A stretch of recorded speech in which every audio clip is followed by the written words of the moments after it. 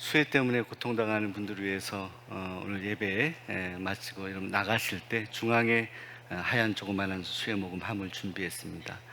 중앙으로 이렇게 나가셔서 인사하기 전에 여러분들 마음 동하시는 대로 어려운 분들에게 성의를 표현해 주시면 또한 감사하겠습니다. 어렵고 힘든 모든 이 나라의 백성들이 다시 하나님의 은혜로 일어나게 될 줄로 믿습니다. 특별히 오늘은 8.15 해방을 맞이한 것을 우리가 감사하며 8.15 기념 예배를 드리고 있습니다. 근데 참 흡사하게도 성경의 역사 가운데 우리나라 우리 민족의 역사와 너무나 비슷한 대목들이 많이 있습니다. 구약의 역사를 우리가 이스라엘의 역사라고 이야기할 수 있을 터인데 특별히 이 이스라엘의 역사의 출발을 언제부터로 보느냐, 민족이 있어야 되는데요, 한 나라를 구성하려고 하면 민족이 있어야 되고 땅이 있어야 되는데 하나님께서는 구약의 믿음의 조상 아브라함이라고 하는 사람에게 하나님은 민족을 주겠다, 그리고 땅을 주겠다라고 약속하셨습니다. 성경의 그런 연대를 정확하게 우리가 추정하는 것은 쉽지 않습니다. 이번에 사경에 제가 이스라엘 역사와 지도 지리를 제가 좀 강의하게 되는데요, 대략 한 BC 2000년 정도로 아브라함이라고 이게 보게 되는 거죠. 그리고 이 아브라함으로부터 시작해서 이삭, 야곱 이렇게 가지 않습니까? 야곱의 아들들, 그 아들들 가운데 요셉이 핍박을 당하고 팔려서 애굽으로 가게 되는데, 이 애굽에서 요셉이 높은 자리까지 올라가면서 요셉이 자기를 애굽에 팔았던 형들을 용서하고 결국은 이 애굽 땅의 고센이라고 하는 땅에 정착하게 됩니다. 이게 소위 이스라엘이라고 하는 나라의 출발입니다. 출발. 그래서 번창하게 됩니다. 한 가문이 번창해서 나라가 되는 거예요. 이거 하나님의 약속이에요. 여러분, 이스라엘의 애굽의 도움을 받게 되는데 성경은 말씀하기를 이 이스라엘 백성들에게 요셉이 애굽에 기여한 바가 있고 이 관계가 좋았기 때문에 이 요셉을 알았던 왕들은 이 요셉의 자손들, 야곱의 자손들, 가족들에게 잘 했는데 그 후에 이 가족이 번창하게 되자 애굽은 이 야곱의 가족들, 번창한 이스라엘 사람들을 핍박하기 시작합니다. 그래서 그들을 종으로 삼게 됩니다. 여러분, 우리가 일제의 식민지 기간을 생각하면 비교할 수 없을 정도로 저들은 400년 이상을 종살이하게 돼요. 근데 여러분, 하나님께서 이 이스라엘 백성들을 그렇게 종으로 놔두지 아니하십니다. 예전에 아브라함에게 약속하셨던 민족을 번창하게 할 것이고 땅을 주기를 약속했거든요. 민족은 번창인데 땅이 없잖아요. 자, 그래서 땅을 주시는 거예요. 땅을 어디에 주시냐? 애굽 바로 옆에 주시는 게 아니라 가나안 땅을 주신다고 해요. 가나안 땅. 이 가나안 땅은 지금으로 말하면 이스라엘이에요. 지금 이스라엘 백성들은 애굽에 살고 있어요. 종살이로 살고 있는데 하나님께서 이 백성들에게 땅을 주시는데 그 땅은 가나안에 있어요. 가나안에. 여러분, 이 비전을 하나님께서 선포하시고 애굽에 종살이하던 백성들을 꺼내와야 하잖아요. 그 꺼내는데 모세를 하나님의 종으로 사용하십니다. 근데 사실은요, 가나안 땅으로 가는 데는 걸림돌이 많아요. 첫째로 가나안 땅에는 이미 다른 민족이 살고 있었습니다. 그러니 가서 당연히 그 민족들과 싸워야 되는 부담이 있어요. 또 하나는 지금 현재 이스라엘 백성들이 애굽에 종살이하고 있기 때문에 이 종살이 하고 있는 그 나라의 수장이었던 그 애굽의 왕 바로를 설득해야 됩니다. 여러분, 당시 이스라엘 민족들이 다 노동을 하고 있었거든요, 종살이 하면서. 근데 다 빠져나가 봐요. 애굽이 어떻게 운영을 하게 됩니까? 바로가 쉽게 놓아주지 않을 거란 말이죠. 이런 어려움이 있었어요. 또 한 가지 더 중요한 문제가 있습니다. 400년 이상을 종살이 하면서 이 이스라엘 사람들은 종으로 살아가는 것이 너무나 당연하다고 생각했습니다. 당연하다고. 여러분, 우리가 일제의 압제를 받고 식민지하에서도 그런 생각하는 분들이 많이 있습니다. 이게 당연하다, 당연하다. 우리 약한 민족이니까 지배 당해서 사는 게 맞다. 맞지 않거든요. 어떻게 이 민족이 그 오래전부터 하나님께서 지키시고 인도하신 이 백이민족, 착하고 선량한 민족이 어떻게 외세의 침략을 받아 그들 식민지하에 살아가는 것이 당연합니까? 자, 여러분, 다시 이스라엘 역사를 돌아가서 하나님이 그런 비전을 세웠는데 이스라엘 백성들에게는 모세가 여러분들 두 가지 문제, 바로 왕을 설득해야 되는 문제뿐만이 아니라 이스라엘 백성들에게 우리는 가야 된다라고 해서 그들 데리고 나와야 되는데 이것이 쉽지가 않았어요. 그런데 하나님의 은혜로 그들을 데리고 나오게 됩니다. 바로 왕은요, 하나님께서 10가지 재앙을 그 애굽에 내려서 마지막 장자들이 다 죽고 나가니까 바로가 항복해서 놓아주는데, 그때 모세는 이스라엘 백성들, 하나님이 보호하신 그들을 데리고 어마어마한 사람들, 인구를 데리고 광야로 나가게 됩니다. 자, 그런데 여러분, 성경은 이게 끝이 아니에요. 그렇게 해서 곧바로 가나안에 직결했다, 곧장 도착해, 이게 아닙니다. 여러분, 나왔는데 오늘 성경 말씀, 우리 읽은 성경 본문 말씀은 뭐냐면, 애굽의 바로가 이스라엘 백성들 놓아줬는데 놓아주는 척하고 다시 그들을 쫓아오게 됩니다. 모든 군사들 동원해서 쫓아와요. 근데 이스라엘 백성들은 홍해 앞에 있어요. 홍해가 그들 앞에 가로막혀 있어요. 앞에는 홍해, 뒤에는 애굽 군대들. 저번에 그 동물의 왕국을 봤더니요, 가는 이 동물의 왕국을 보는데 마사의 마라 뭐 이렇게 아프리카의 그 국립공원가 봤더니 이 화면을 보니까, 아니 저쪽에서는 사자들이 기다리고 있는데요, 사자들 피해서 물에 이렇게 그 소가 이렇게 물에 빠져서 이렇게 살아나려고 하는데 물에 들어갔더니 거기에 뭐가 있냐면 악어가 있어요. 그 황소의 모습을 비춰주더라고요. 물로 저쪽으로 헤엄쳐 갈 수도 없고 물에서 나올 수도 없고. 그 황소가 살았을까요, 죽었을까요? 근데 기적적으로 살아나더라고요. 무트로 나와서 도망가는데 살아나는 장면을 저는 봤습니다. 여러분, 이스라엘 백성들이 홍해 앞에서 뒤에는 애국 군대들을 쫓아오고 있는데, 그때 저들을 애굽 땅에서 10가지 재앙을 통해서 살아계신 하나님의 역사를 경험한 것들을 꺼낸 하나님의 살아계심과 역사를 그들은 기억하지 못하고 모세를 향해서 원망합니다. 당신이 우리 여기까지 데리고 나와서 광야에서 죽도록 하는 거냐? 왜 우리를 데리고 나왔느냐? 우리는 애굽으로 돌아가는 게 당연하고 애굽에 있어야 되는 존재였는데 왜 왔느냐에 대해서 불평하게 됩니다.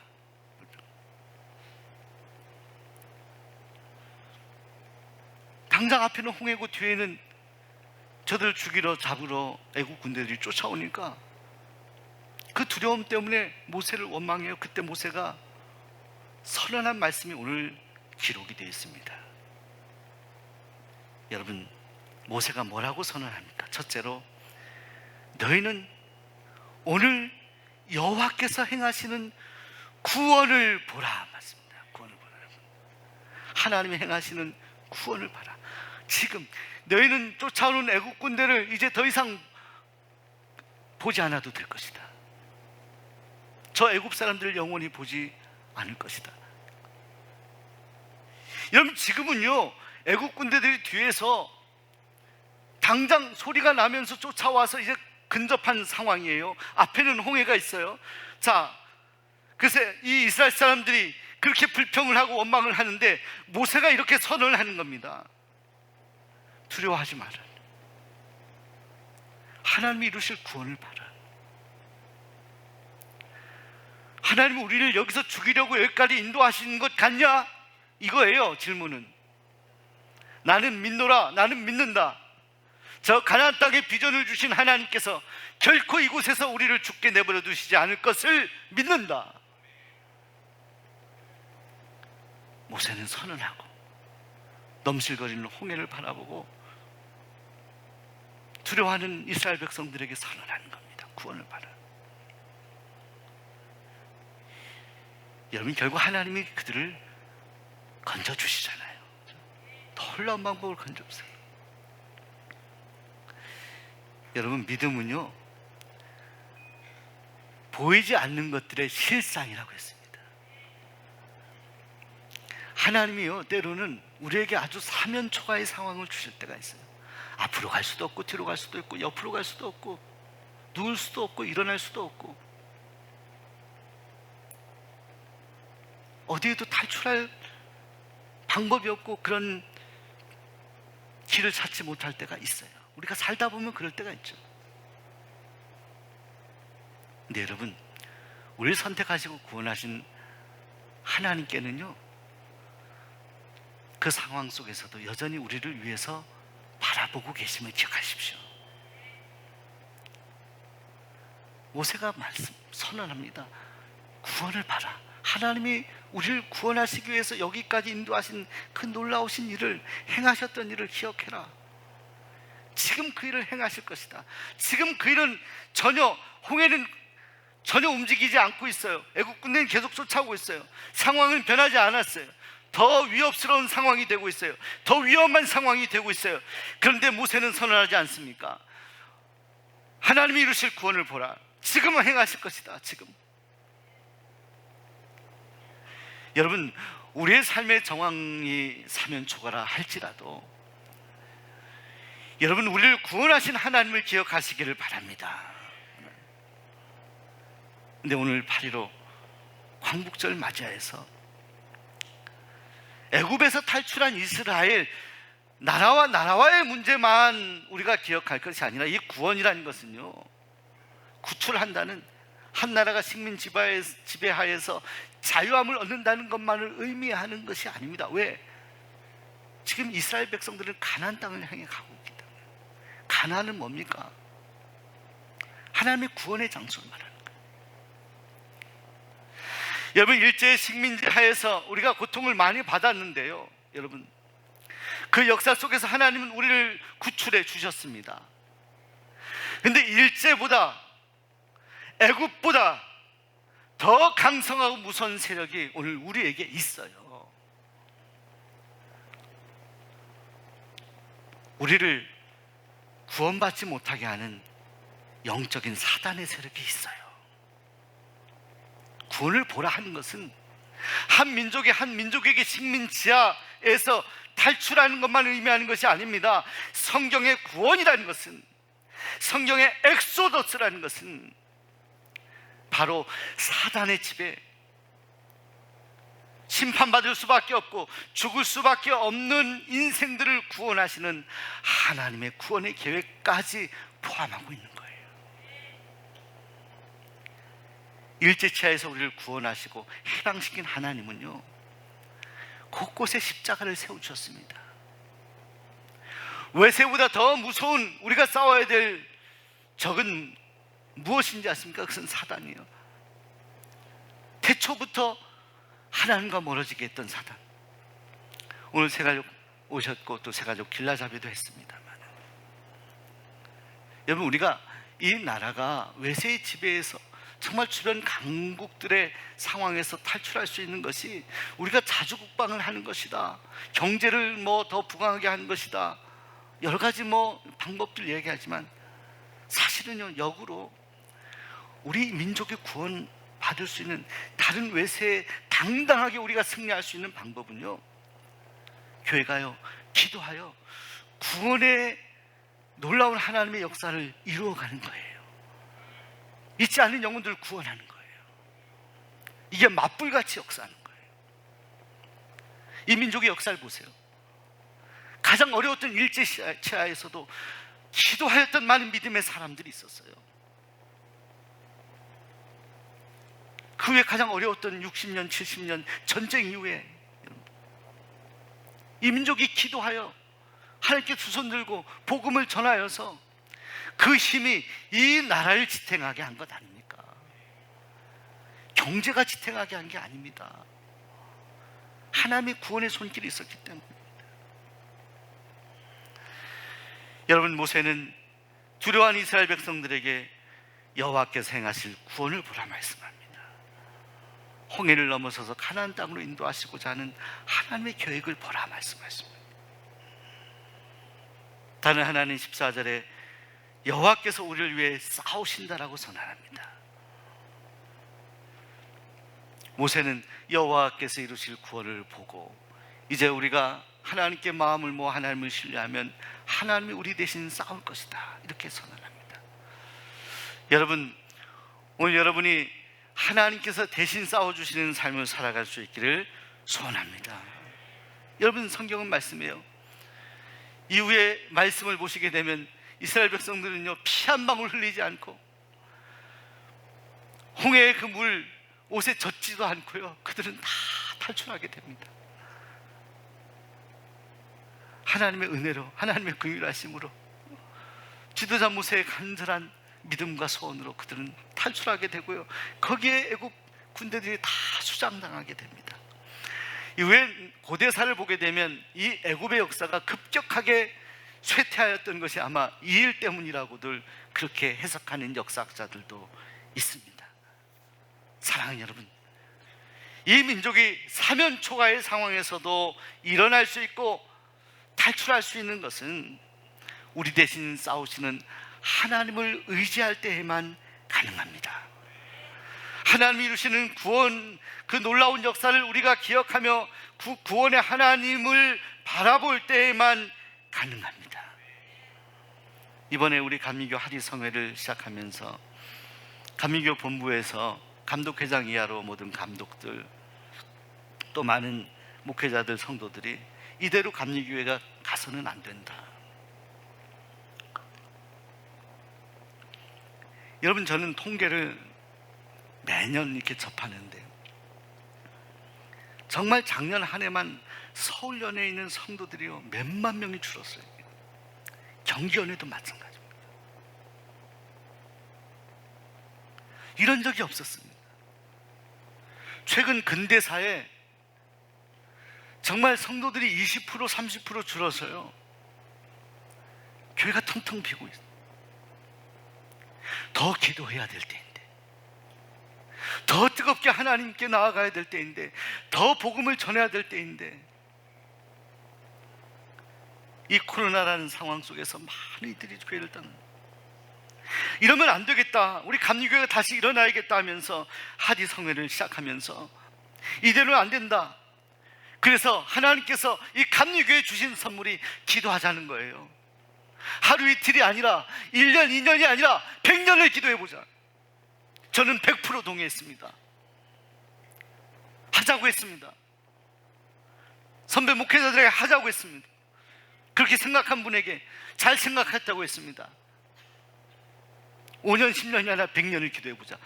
우리가 우리 후손들에게 물려줄 것은 하나님을 의지하는 것밖에 없다. 왜? 하나님이 일하시기 때문에, 하나님이 싸우시기 때문에. 24시간 교회마다 불을 켜자. 감리교회, 한 교회, 크고 작은 교회, 어떤 교회라 할지라도 하루를 정해서 기도하여 100년을 이어가자. 전 이거 하나님께서 주신 계획이라 생각하고 믿어요. 결론은 뭡니까? 구원을 보라. 우린 연약하고 우린 뭐 할 수 있는 것이 없지만, 그러나 우리 대신 싸우시는 우리 하나님을 기대하며 하나님 앞에 무릎 꿇는 것밖에는 없죠. 이것밖에는 대안이 없습니다. 여러분 생각해 보세요. 이 민족을 생각할 때 여러분 어떻게 생각하시나요? 우리가 정말 애를 쓰고 노력해서 경제적으로 부강한 나라가 되어서 지금 강대국하고 맞설 수 있다고 생각하십니까? 우리가 군사력을 정말로 부강하게 해서 대단한 군사력을 가진 나라들과 뭔가 이렇게 어깨를 비등하게 해서 우리나라를 지킬 수 있다고 생각하십니까? 그런 사회학적인 방법, 인간적인 방법 말고 성경은 우리에게 말씀하는 거예요. 성경 하나입니다. 여호와께로 돌아오라. 하나님께 마음을 너희들 돌아오라. 그리고 하나님을 신뢰하라. 하나님께 두 손 들고 기도하라. 기도가 중요하다는 것을 말하는 것이 아니라 기도의 자리에 와서 엎드려 기도하라는 거예요. 무릎 꿇고 기도하라는 거예요. 하나님을 의지하라는 거예요. 그럼 하나님이 하신다는 거예요. 모세처럼 담대하게 선언하고 하나님이 일하실 것이다 라고 선언하고 대신 싸우실 하나님께 맡기고 간구하라는 거예요. 그것밖에는 저는 방법이 없다고 생각합니다. 이 민족을 살리셨던 방법도 그것밖에 없었어요. 우리 연약함을 주님 앞에 내어놓고 하나님을 의지하고 신뢰하는 것밖에는 없습니다. 우리의 머리로가 아니라 우리는 가슴으로 존 웨슬리처럼 하디처럼 우리는 우리의 마음을 하나님 앞에 드리며 간구해야 합니다. 이 민족을 위해서 기도해야 됩니다. 교회들을 위해서 기도해야 됩니다. 다음 세대를 위해서도 기도해야 됩니다. 이번에 영유치부 또 청소년부 또 이틀 전부터 우리 초등부 성경학교 하면서 제 목양실 바로 옆에 초등부실 있으니까 저녁에는 금요 저녁에 안수기도를 아이들 다 해주고 하는데 가슴이 짠했습니다. 아이들이 그렇게 기도하더라고요. 오늘 새벽에 이렇게 새벽기도 나온 아이들 한 20여 명의 아이들이 애기들이 이제 기저귀를 곧 뗀 애들 있는 것 같은데 애들이 거기 앉아 있어요. 여러분, 어저께 제가 알기로는 밤 12시까지 아이들이 뜨겁게 기도했는데 5시간 자고 나온 거예요. 애들이. 제가 그 애기들하고 진지하게 아침에 함께 결단을 했습니다. 너희들이 이 새벽에 나오는 이 어르신들의 바톤을 이어주라. 기도의 끈을 이어주라. 응? 제가 부탁했어요.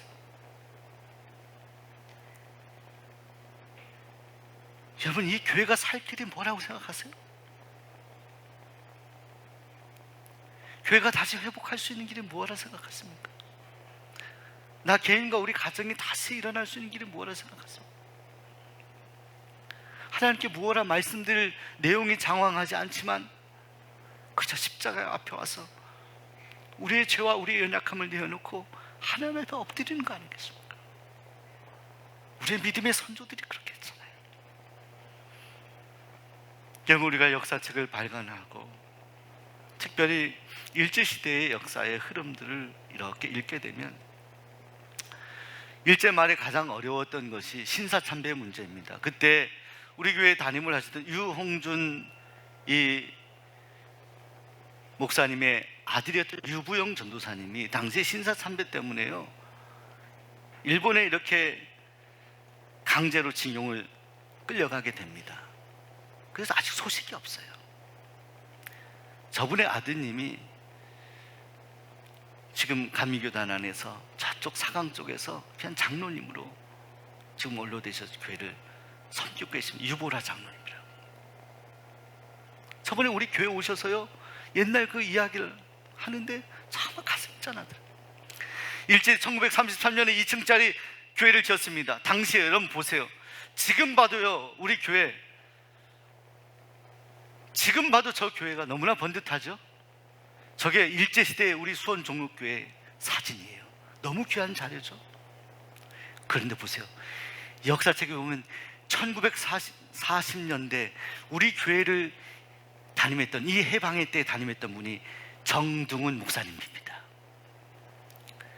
그 후에 여러 가지 이념적인 갈등 때문에 이하영 목사님과는 각을 지게 되죠. 여러 가지 어려움 때문에 여러 가지 해석들이 있을 수 있지만 적어도 정둥은 목사님에 대한 역사 기록이 많지 않은데 경기원의 홍석창 목사님,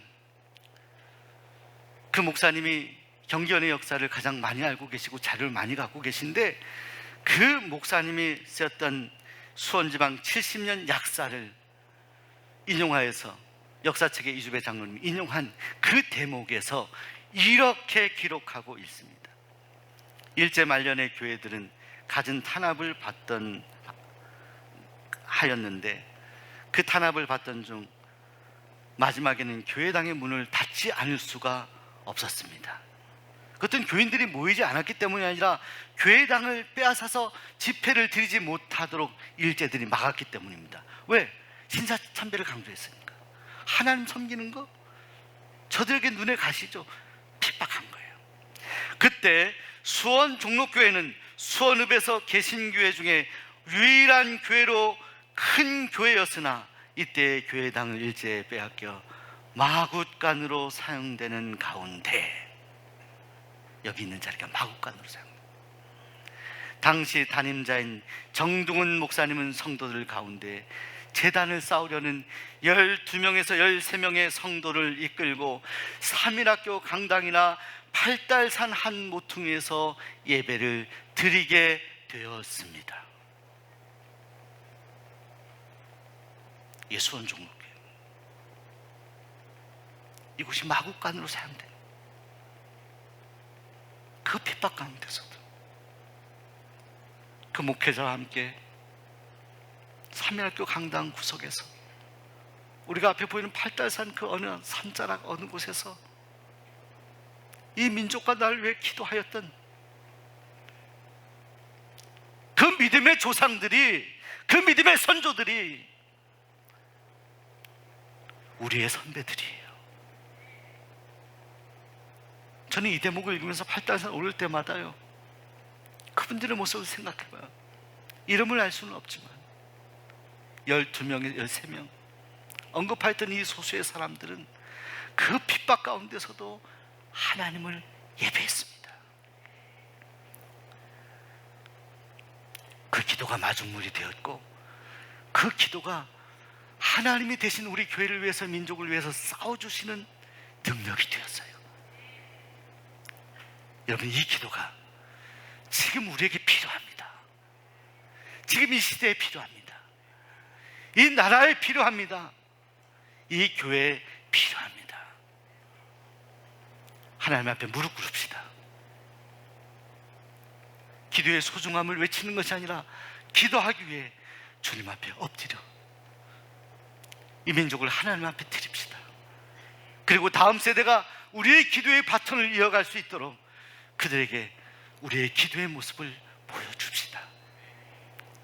8.15 해방을 맞이한 그 놀라운 감격이 이 민족 가운데 앞으로도 영원히 그렇다면 함께 하실 것입니다.